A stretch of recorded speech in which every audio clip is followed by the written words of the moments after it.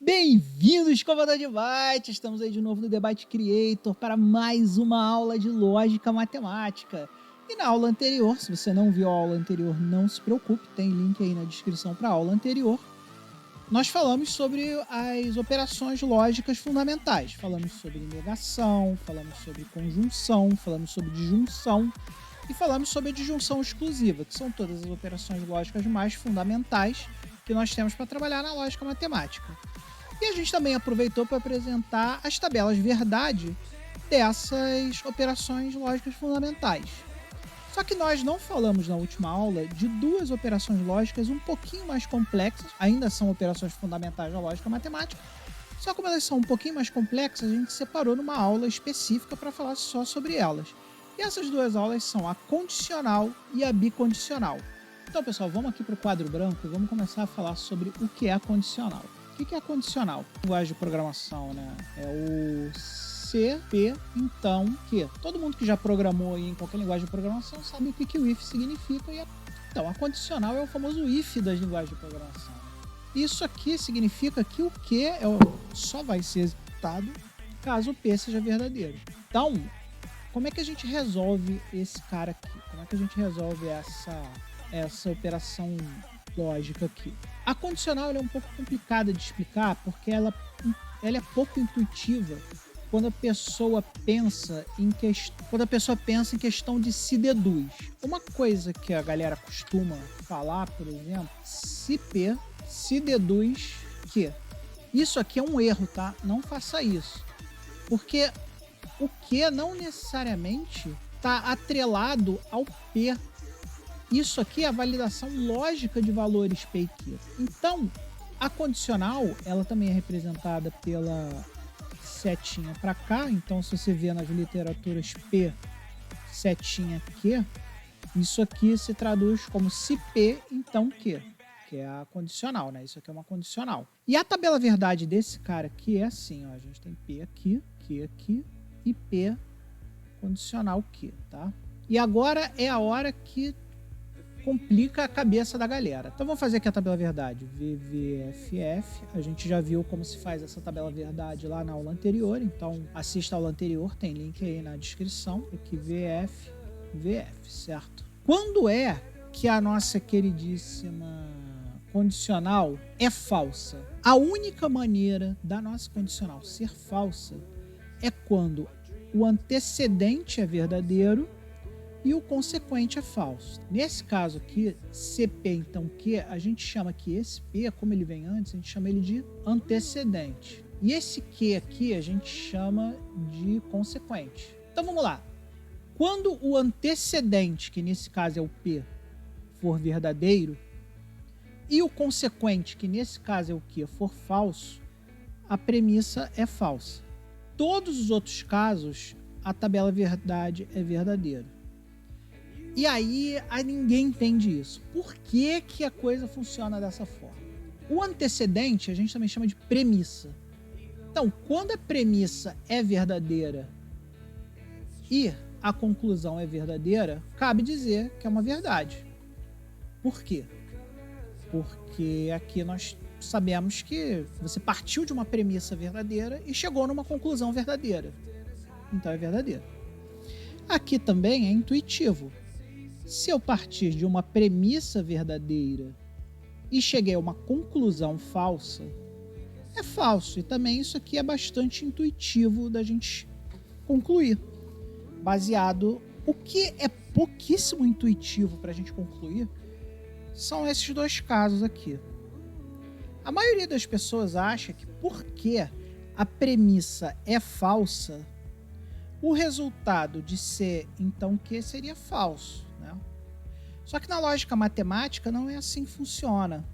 Na lógica matemática, se você está partindo de uma premissa falsa, pouco importa a sua conclusão. Não importa a sua conclusão. E convencionou-se botar verdadeiro. A maioria das pessoas, quando for montar a tabela da verdade, isso aqui vai colocar FF, e elas vão estar erradas no contexto da lógica matemática. Porque no contexto da lógica matemática, pô, não tô nem aí para a consequência? A sua premissa já é falsa. Se a sua premissa é falsa, pouco importa. Então vamos jogar verdadeiro aqui só para dizer que a gente botou alguma coisa e tá pronto. Então na condicional, fique muito ligado a isso, tá? Toda vez que a sua premissa, ou seja, a proposição que está aqui no início, tá? Vamos supor que a gente tivesse Q condicional P, né? Nesse caso aqui, a sua premissa é Q e o seu consequente e a sua consequência é o P. Então, nesse caso que seria invertido. Mas como nós começamos P condicional Q, nós estamos assim, né? Seria assim. Então fica muito ligado com isso, porque isso dá nó na cabeça de muita gente. Estamos falando de lógica matemática, estamos falando de consequente e antecedente. Toda vez que o antecedente é falso, a resposta é verdadeira. Não importa. Não importa a consequência. Premissa falsa, resultado verdadeiro. E quando o antecedente é verdadeiro, aí você avalia o consequente. Nesse caso, VV igual a V, VF igual a F. Essa é a condicional. Então, pessoal, agora vamos falar sobre a bicondicional. A bicondicional, ela é representada por uma setinha apontando para os dois lados. Então, quando você vê alguma coisa do tipo P, setinha para os dois lados Q, significa que a gente está resolvendo uma bicondicional. Como é que a gente lê a bicondicional? A gente lê a bicondicional assim: P, C e somente C, Q. Outras duas formas que as literaturas usam para se referenciar a bicondicional é P é condição necessária para Q, e tem gente que fala Q é condição necessária para P. Essas são as três formas que a gente pode ler a bicondicional. E a bicondicional, ela só é verdade quando P e Q têm exatamente o mesmo valor lógico. Então, se a gente for fazer aqui a tabela verdade desse cara, então vamos lá, P, a gente faz assim, P, Q, bicondicional, certo? Essa aqui vai ser a tabela verdade da bicondicional usando duas proposições P e Q. Então aqui a gente vai fazer como a gente sempre faz, VV, F. Aqui a gente vai fazer VF, certo? Como a gente já fez para todas as outras.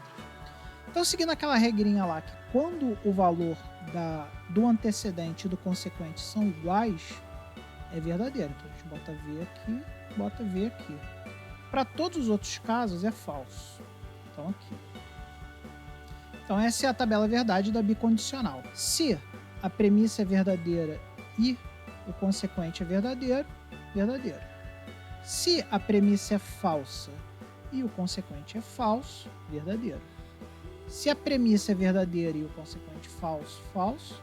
Se a premissa é falsa e o consequente é verdadeiro, falso também. Agora, uma coisa interessante da bicondicional é que a bicondicional pode ser contraprovada se a gente usar uma prova real da condicional. Então eu vou demonstrar isso aqui para vocês agora. Então vamos lá, vamos criar aqui uma tabela verdade gigante. P, Q.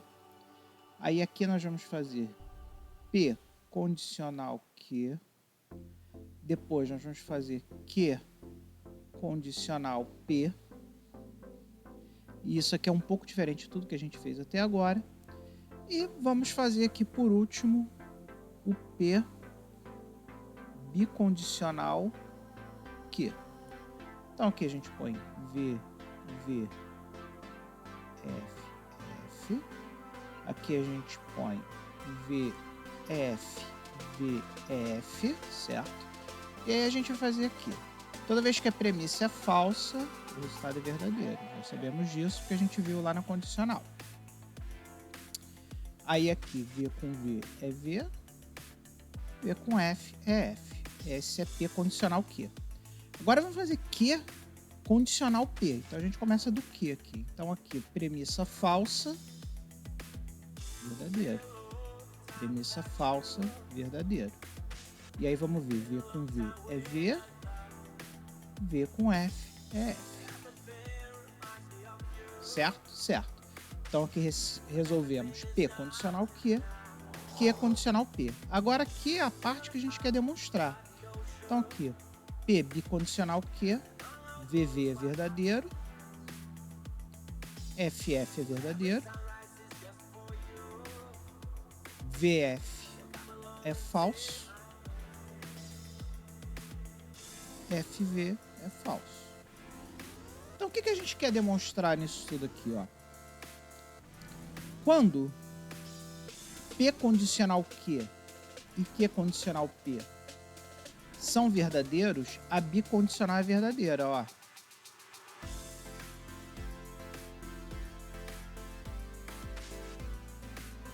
E quando, mesma coisa, ó, P condicional Q e Q condicional P é verdadeiro, a bicondicional é verdadeira.